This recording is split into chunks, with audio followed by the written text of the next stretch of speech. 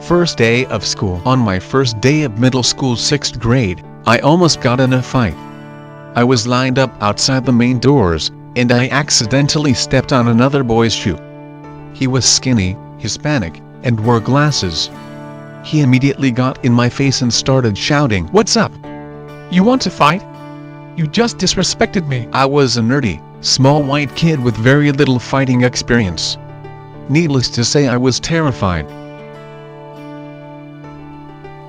Unfortunately, this first encounter prevented me and this kid from becoming friends. From this point on, I looked upon him with anger, resentment, and admiration. Why admiration? Because he was the school playboy. Every girl wanted him, and he was the most confident boy in school, but he was also very disrespectful to people he didn't like, including me. Pretty boy, we'll call him R. R was a cute kid, he was a pretty boy. I always heard girls talking about how cute he was. I'm sure this was the case from the very beginning. You can imagine the kind of confidence R had, if every girl, including all the cute girls in grades above us, was in love with him. Beliefs are formed over time, often starting in childhood. We are not all as fortunate as R to be blessed with a pretty face. But there's something to be learned from R's example. As he approaches 30 years old, he's no longer very good looking. His face has changed a lot, but the beliefs persist, even though they have no basis. He knows he's attractive, despite the physical reality that he is not. Well, his personality is very attractive, more on that in a second. Fearless. R wasn't a bully. He was fearless with everyone, including guys bigger than him. He wasn't the smartest academically, but he was respected by all the kids, including the toughest thugs. I personally saw him get into several fights over the 3 years of middle school.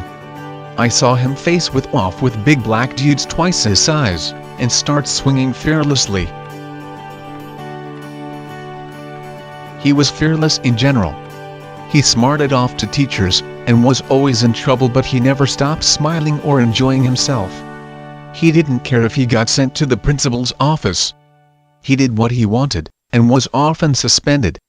He was also fearless with girls. He said sexual things to them, often telling girls to suck his dick, like seriously just telling them he wanted them to do it. He'd tell girls they had nice tits, or whatever popped into his head.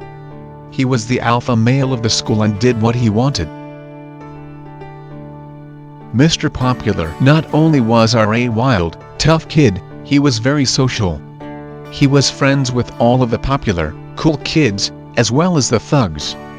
Although he was in trouble a lot, I could tell that all the teachers secretly liked him. They'd smile at him as they told him he had to leave the class. As R walked through the halls, everyone said, "What's up, R?" What was most impressive was how the girls would always run up to him and hug him. They were so happy to see him. He was respected, liked, and also feared. The rep gets bigger. R's reputation grew over time. He lost his virginity very early, and dated a lot of girls, including many girls 2 and 3 years older than him. He always dated the most attractive girls, and had sex with them. I'm pretty sure he was having sex with girls by 7th grade. Over time, R became notorious for sleeping with all the girls. You'd think that this would have turned girls off, but in fact, it made them want to sleep with him even more. They heard stories that he was good in bed, and they wanted to try, because R's reputation was that of the sex guy, the guy that girls could fuck, with no strings attached, and also because he was very high on the status ladder, girls jumped at the chance to be with him. R lives a pretty normal life now. His job is nothing too exciting or lucrative, and he lives in an average-sized Midwest city. But he continues to sleep with hot women, and is extremely well-connected socially. I've learned a ton from observing this guy over the years. We actually became good friends in high school. Understanding how this guy thinks and sees the world has had a tremendous impact on me, and I strive to pass on this understanding to my students.